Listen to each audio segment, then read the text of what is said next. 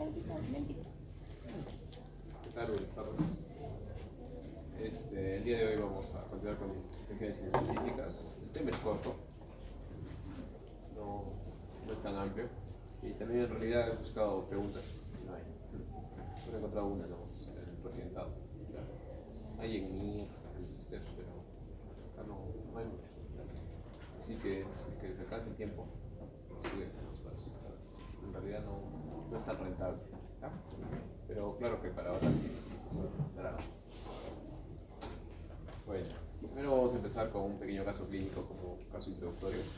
Tenemos primero paciente mujer, una edad joven, 30 años, procede de Arequipa, administradora y sin antecedentes importantes. En cuanto al relato de la enfermedad, 6 meses con hematuria macroscópica intermitente, dolor en fosa lumbar derecha y refiere ella disminución del flujo urinario. Hasta ahí, ¿qué puede ser?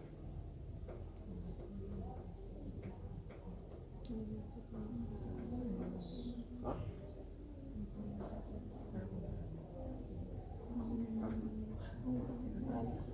Sí, puede ser alguna globulopatía, puede ser un tumor, ¿qué más?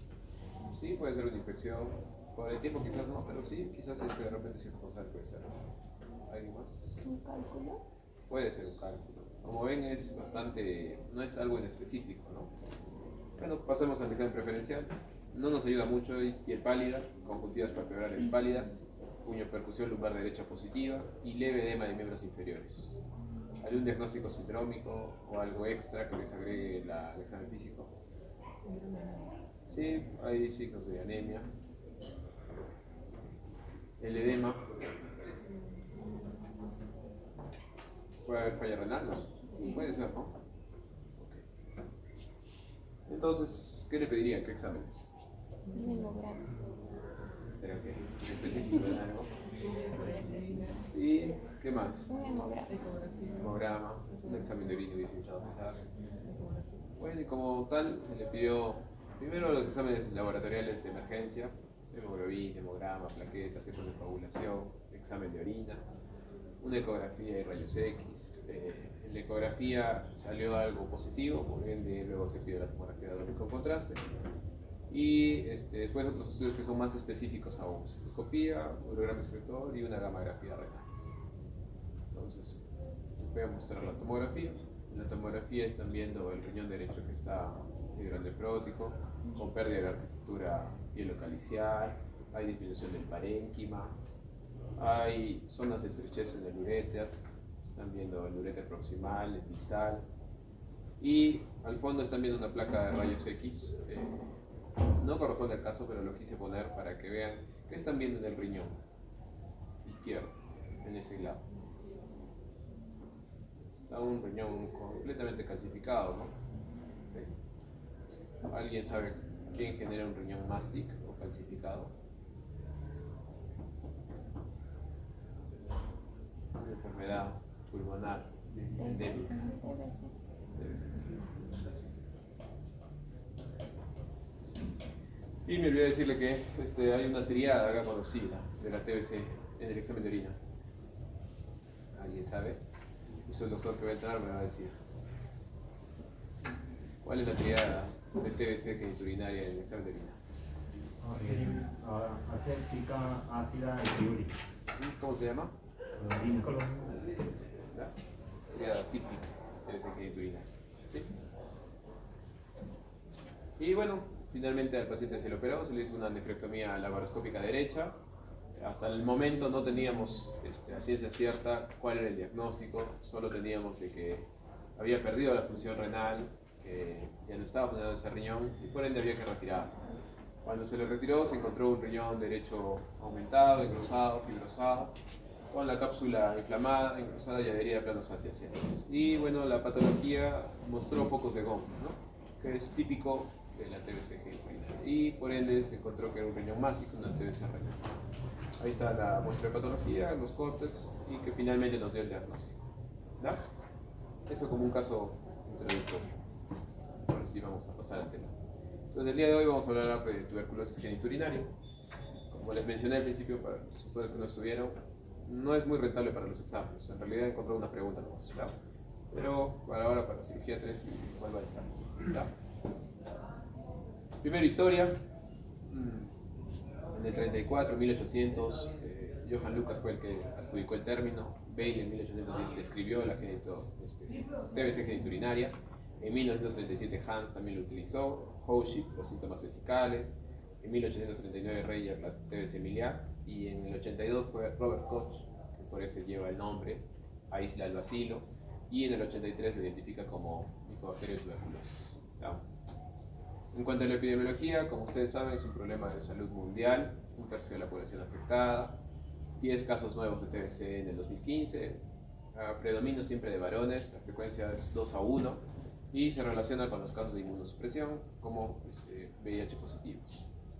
1.8 millones de muertes por año y la TBC es una infección oportunista más común que se relaciona con SIDA, con diálisis y con los trasplantados.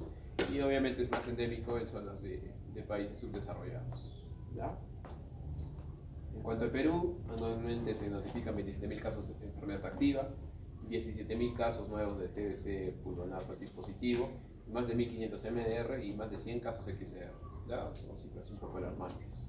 Esta es la sala situacional, que si ustedes googlean TBC hay toda una cápita en el ministerio donde ponen la sala situacional, tanto por regiones como por país. Y esas son todas las tasas de incidencia del 2024, ¿no? Vean que del 2020 bajó, pero esto debe ser por la baja tasa de diagnóstico que hubo por el tema de la pandemia, ¿no? Y después se está manteniendo casi igual como previo a la pandemia, ¿no? 2018 y 2024 ven que están con cifras similares. Y bueno, Arequipa no es tan endémico como en otras ciudades como Loreto, Ucayali, Madre de Dios, Ica o Lima, ¿no? Incluso Tacna, que también tiene un poco más que aquí, ¿sí? Y bueno, Arequipa 2024 le ponen 1.500.000 habitantes, mortalidad 940 y incidencia 904 casos, ¿ya? Entonces vamos a hablar específicamente de la TBC extrapulmonar. Nos vamos a enfocar en la TBC geniturinaria. No voy a tocar para nada el TBC pulmonar, que eso lo van a ver en medicina. Se reportan el 10% de todos los casos de TBC. Ha incrementado, de acuerdo como les mencioné, por el uso de inmunosupresores, pacientes inmunodeprimidos. Y es la forma más común de TBC extrapulmonar, la TBC geniturinaria. Siempre hay disyuntiva con la TBC ganglionar, ¿ya? Sobre todo en el segundo puesto. Así que no se los voy a preguntar, ¿ya? No tiene sentido, ¿ya? Siempre hay disyuntiva si es geniturinaria o ganglionar, de acuerdo mucho a la literatura y también de acuerdo al país, ¿ya? Y también la TBC pleural. Ahí vamos, ¿ya? Como les mencioné, principalmente a varones, 2 a 1 respecto a las mujeres. La edad de presentación es 40 a 50 años, en mujeres 20 a 45 como en nuestro caso, que tenía 30 años. Y es muy infrecuente en niños porque obviamente están con sus defensas correctamente formadas. En cuanto a la microbiología, son datos que sí o sí tienen que saber porque esto puede preguntarles por infecto, por medicina, eso sí puede entrar en el examen de nada de salud. Bacilo Mycobacterium tuberculosis es el más virulento, es pequeña paritureza, separa de la membrana celular con una zona translúcida, carece de cápsula o flagelo, es inmóvil, es aerobio estricto, crecimiento lento y se replica entre 15 a 20 horas, ¿ya?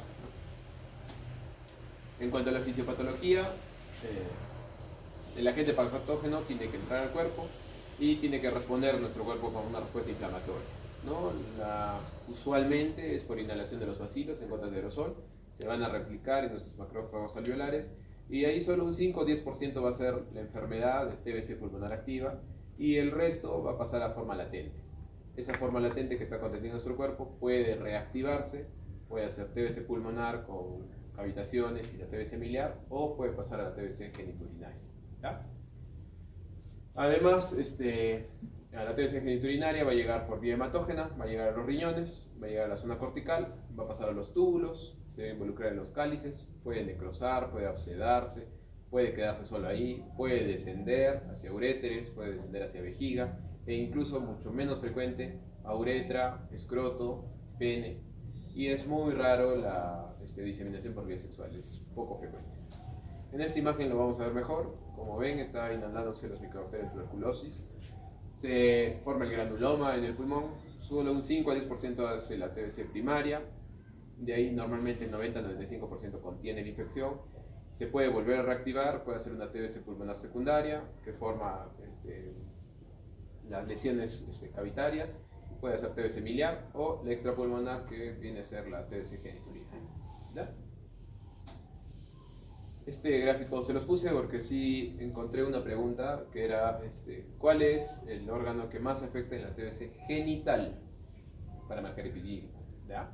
Pero si les marcaran TBC genitourinaria, riñón, ¿ya? Cerrado, ¿sí? Riñón y uréter 80%, vejiga 4%, epidídimo más que próstata y más que el testículo, ¿ya? 15% epidídimo, ¿sí? En cuanto a la clínica, como vieron en el caso clínico al principio que les mostré, puede ser asintomático y los síntomas no son muy específicos de que digan estos síntomas tiene y es genitourinaria, no suele suceder eso, ¿ya? Síntomas inespecíficos, fiebre, malestar, pérdida de peso, fatiga, sudoración nocturna y algunos síntomas específicos genitourinarios que se pueden confundir con otras patologías, ¿no? Disuria, polacuria, urgencia, hemospermia, epididimitis, abscesos, lesiones ulcerativas, ¿no? O pueden estar relacionados a otro tipo de enfermedades infecciosas. En cuanto a porcentaje de presentación, la polaquiuria va en primer lugar, luego hematuria, disuria, dolor en el flanco, fiebre y edema escrotal. También va a depender el órgano afectado. Primero vamos a hablar de la TBC renal, ureteral y vesical. Como les mencioné, por vía hematógena llega al parénquima renal, genera las lesiones corticales, va hacia la zona del glomérulo, a la zona de los túbulos, forma los granulomas que se encuentran en las células gigantes de Langerhans, linfocitos y fibroblastos. Puede necrosarlo, puede curarse con tejido fibroso, se unen sales de calcio y eso es lo que genera que el riñón se calcifique. O denominado también riñón mástic, ¿ya? Es patognomónico de TBC genitourinaria si es que colocan riñón mástic, pero es poco frecuente, ¿ya? El paciente tiene que haber hecho toda la evolución de la enfermedad sin haber sido tratado antes. Un 10 a 56% tiene estrechamiento de las cálices o de la unión piel-ureteral, como han visto en el primer caso, que mostraba una estrechez en la zona piel-ureteral o en la zona del uréter proximal. A medida que va descendiendo unilateralmente, no aboca normalmente los dos, sino es unilateral. Puede haber estenosis ureterales, ureterohidronefrosis y obviamente por esas estrecheces puede generar la exclusión renal por hidronefrosis porque no puede evacuar correctamente la orina. Puede involucrar la vejiga. Eso es un signo típico del hoyo de golf, que lo vamos a ver en imágenes después. El meato ureteral normalmente es como un óvalo, ¿ya? Pero en este TBC genitourinaria se hace un círculo perfecto como un hoyo de golf. Eso es típico, un signo típico de TBC genitourinaria. Al involucrar la vejiga también puede reducir la capacidad de recepcionar la orina y también de contraerse, y puede haber obviamente síntomas relacionados a eso. Puede alterarse la unión uretero-vesical y perder esa fuerza de continencia del uréter cuando se inserta la vejiga. Recuerden que usualmente el diámetro del uréter, digamos que vale 1. Submucosamente tiene que entrarse alrededor de 5 veces ese diámetro, ¿ya? Esa capacidad para que pueda que la orina no refluya. Pero en cambio, cuando ya hay afectación de la TBC genitourinaria, eso se pierde. Entonces la orina va a refluir, va a regresar por el uréter y puede generar reflujo vesicureteral y por ende también dañar el riñón. La clínica, dolor lumbar, suprapúbico, nicturia, hematuria, cistitis recurrente son síntomas muy inespecíficos, ¿ya? Para un caso clínico, para que ustedes marquen TBC genitourinaria, tiene que haber algo, alguna pista para poder marcar académicamente. En la TBC genital puede ser por vía retrógrada o hematógena. Como les dije, el epididimo es el principal órgano afectado. Se va a encontrar una masa escrotal dolorosa, que puede ser uni o bilateral. Y lo típico cuando afecta a los genitales es que se forma una úlcera descamativa que se va a visualizar, ¿ya? Externamente. Forma como un absceso, puede haber hidrocele, puede haber múltiples senos abscedados internamente, secreción líquida. La TBC testicular obviamente secundaria a la TBC primero de epidídimo. Si es que se afecta el epidídimo, los conductos deferentes, que puede haber signos de esterilidad, porque obviamente va a haber un factor obstructivo para el paso del líquido seminal. Eso es la úlcera típica de la TBC genital, ¿no? Están viendo un aumento de la masa de la zona escrotal, que puede haber uni o bilateralmente, y va a aflorar. Eso hace como una úlcera descamativa con secreción líquida o purulenta, ¿ya? Eso lo mandan a cultivar y les va a salir que es TBC genitourinaria, ¿ya? No es muy frecuente, pero cuando vean algo así, quizás en su ceruz o en cuando hace internado, hágale un fetiche para un cultivo para TBC. ¿Ya? La TBC prostática puede ser por vía hematógena después de una RTU o transmisión sexual, que es muy poco frecuente.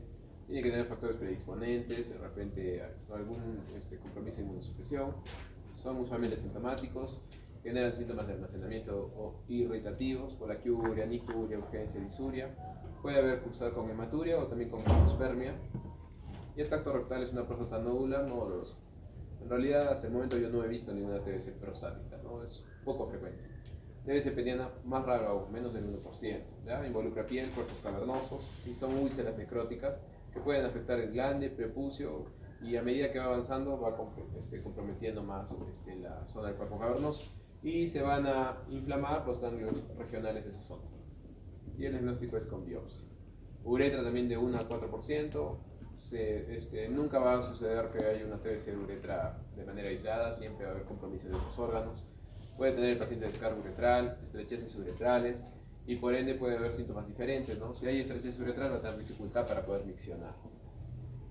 En cuanto a los órganos genitales femeninos, puede afectar las trompas de falopio unilateral o bilateralmente. Lo más frecuente es el órgano más frecuente en la zona genital de la mujer. Endometrio puede por vía hematógena o afectación sexual, puede generar por el compromiso de las trompas infertilidad, dolor pélvico crónico, alteraciones menstruales, pero obviamente el diagnóstico viene a ser por descarte, ¿ya? Porque no es algo típico que sucede. Adicionalmente puede haber induración de las trompas, masas anexiales, dolor suprapúbico e incluso fiebre. Bueno, en esta imagen de Netter que está mostrando la afectación en la zona renal, con compromiso del parénquima, con compromiso de los glomérulos, con compromiso también de los túbulos. Abajo está mostrando el palo del hoyo de golf, que es también el orificio con un círculo perfecto. Y también se ve alrededor del meato ureteral, que usualmente es así como están viendo acá, ¿no? Es como ovalado, traccionado, pero compárenlo con este. Y a veces se ve el meato ureteral y alrededor de ese también se ve como zonas como cosas de TBC. Y luego también úlceras también vesicales. Hay una clasificación de la TBC genitourinaria de acuerdo a la afectación, sobre todo en riñón y vejiga, que tiene mucho que ver con la fisiopatología, ¿no? En el estadio 1 va a afectar el parénquima, pero no es una forma no destructiva, ¿no? Es asintomático y usualmente el hallazgo es incidental. No le genera muchos síntomas al paciente. A medida que avanza la enfermedad, afecta la papila y hay una forma destructiva leve. En el estadio 3 ya está formado un riñón cavernoso, una forma destructiva, que todavía no afecta el sistema colector. Y en el 4 ya lo afecta el sistema colector, ya es amplio, nefrosis e incluso puede haber ya afectación ureteral. En la vejiga el estadio 1 es infiltrativo, en el estadio 2 ya genera las úlceras, en el estadio 3 ya es una vejiga espástica que le es muy difícil recepcionar y contraer. Y la estadio 4 ya es una contracturada hasta obliterada, es decir, ya perdió completamente su capacidad. Es una vejiga muy pequeñita. ¿Ya? Eso es importante que lo sepan, esos estadios. ¿Ya? En cuanto al diagnóstico, como hemos visto a lo largo de toda esta clase, la clínica son síntomas vagos, no algo en específico.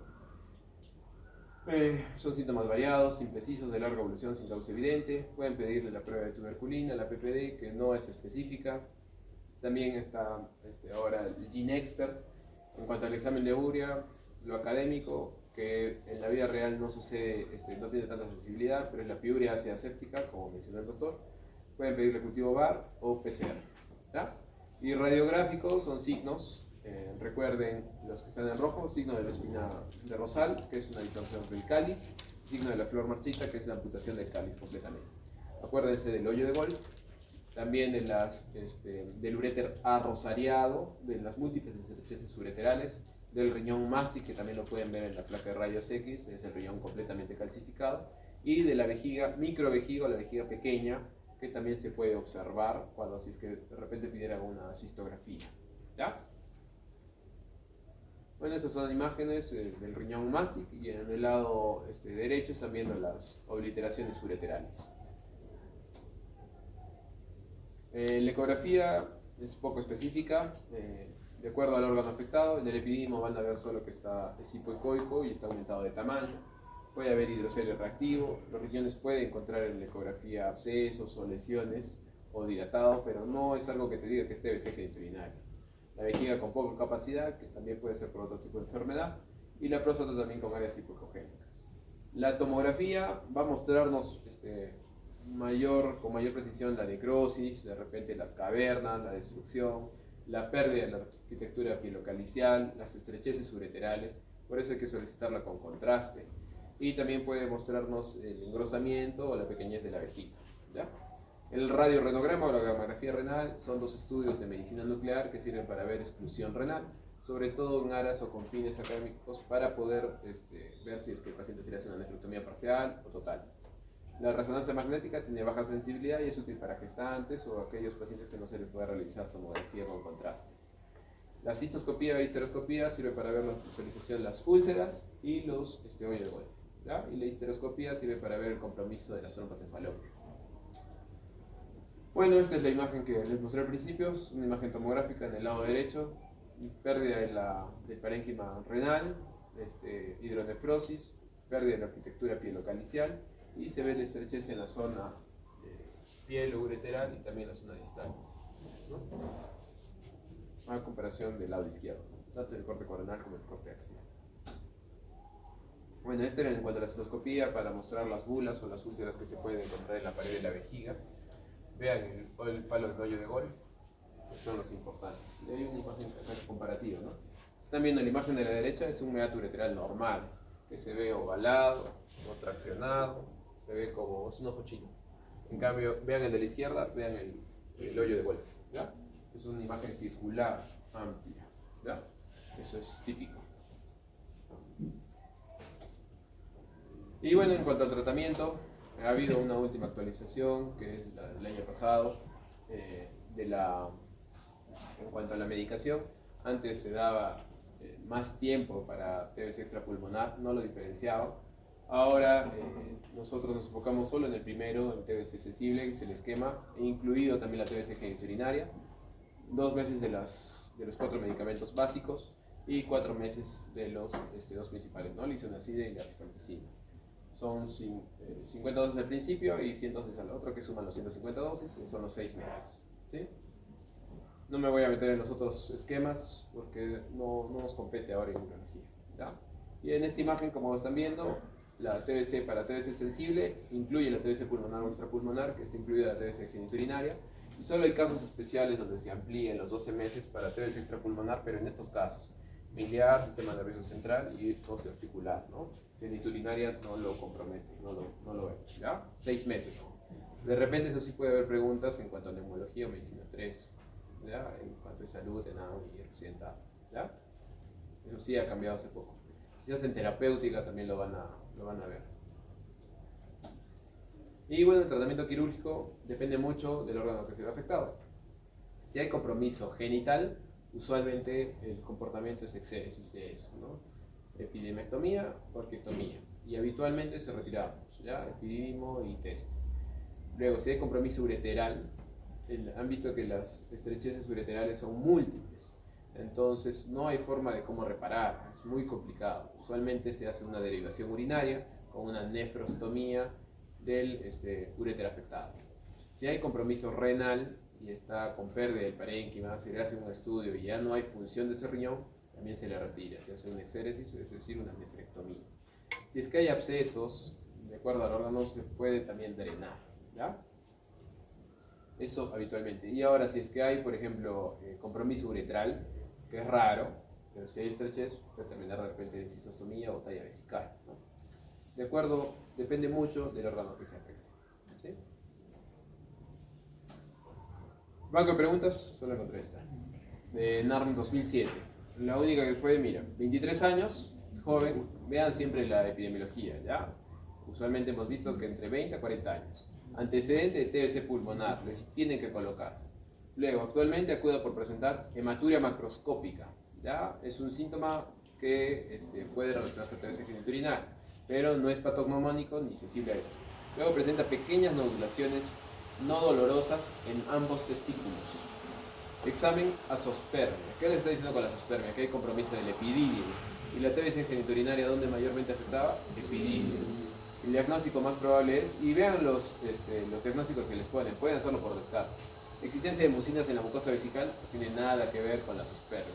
Existencia de citoquinas en el urotelio tampoco. Hidrocelia comunicante tendría algo que ver con que genera zoospermia. No, en realidad no, y tampoco está hematuria macroscópica no te va a generar hidrocelia. Entonces te quedarías con granuloma espermático y acroepididimitis tuberculosa. Pero granuloma espermático es muy inespecífico, si ya te está marcando con acroepididimitis tuberculosa como el antecedente TBC pulmonar, es esa, ¿no? Era muy sencilla, ¿no? Después, sinceramente, no he encontrado más, ¿verdad? En NAM, en salud, ni nada. De TBC genitourinaria, netamente, ¿verdad? Obviamente que TBC pulmonar sí va a haber.